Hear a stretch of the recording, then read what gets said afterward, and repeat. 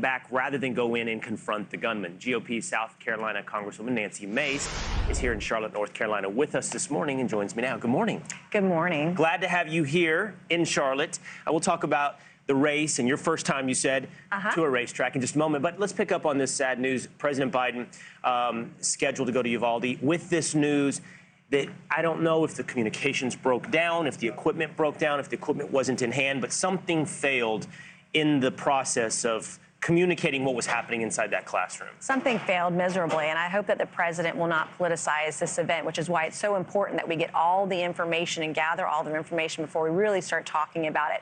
And there were stories that were coming out this weekend and yesterday about parents that were being arrested on site at the school who were just trying to rescue their kids. And the gunman was in the school for over an hour, we now learn. He was outside the school shooting for 12 minutes, and we're learning all these details. In fact, there was a mom who was arrested, got out of the handcuffs, jumped a fence, got in the school, got her two kids, and got out of there.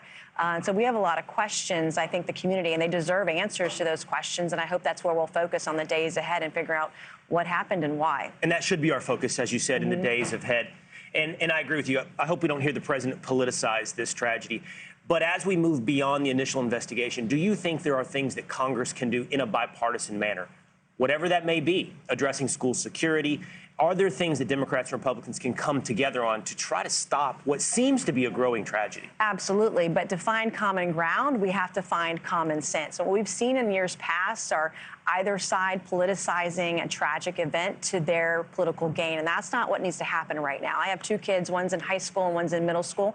These are things that we care about. But there are things, for example, looking at criminal information. Why was this kid who was known to be shooting people randomly with a BB gun allowed to buy a gun legally? I think there are a lot of questions there, but most states don't keep criminal information, crimes that people committed, in one database. We should be able to know what's going on. There should be a threat matrix, for example. There's ways to harden schools as well, where you're talking about bulletproof doors or bulletproof glass. There are things that we can do looking at the issue and coming together, finding common ground with just a little bit of common sense. I was just part of an active shooter alert bill that we unveiled in D.C. just 2 weeks ago. I've learned also recently in the last couple of months, another bill that I'm on, but the FBI and federal agencies, when they're communicating with law enforcement agencies, they can only communicate by a fax machine. So this is 2022. We have the technology and the means, electronically and otherwise, to communicate. Why are we using a fax machine only to communicate criminal information about criminals, people committing crimes? Especially in light of the communications failures there in Uvalde. What it seems like early in the investigation, communication failures. Speaking of communication failures and speaking of President Biden, there was this moment where he was speaking at a naval graduation for the Naval Academy, and he said that North Korea stood with us when we imposed sanctions on Russia. Of course, North Korea did not stand with the United States of America. I don't know if they've ever stood with the United States of America.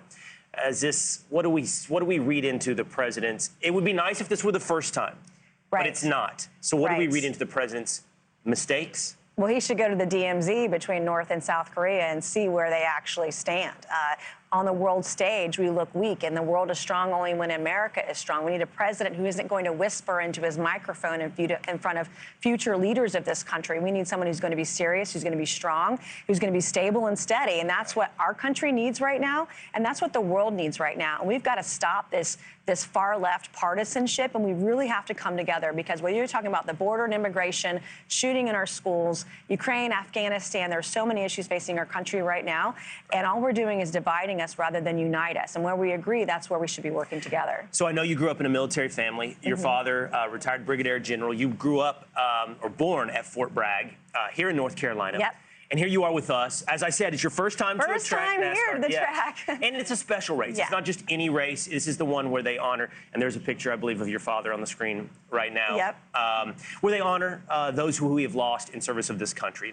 And I don't know if you know this or you've been made aware, every windshield honors a service member who's been lost. What are your thoughts on this Memorial Day? That's amazing. We would not be able to celebrate this Memorial Day or our country or our freedom without the sacrifices that our men and women in uniform have made throughout history, throughout our lifetime. And so I'm so grateful. My father served for 28 years. He was an Army Ranger, and he was the first one to command the Army Ranger Training Brigade and is in the Ranger Hall of Fame. We have family, most of our family are in the military. I have a family member deployed to Eastern Europe right now, missed the birth of his son. And so I'm really grateful for the service that each of them do for all of us.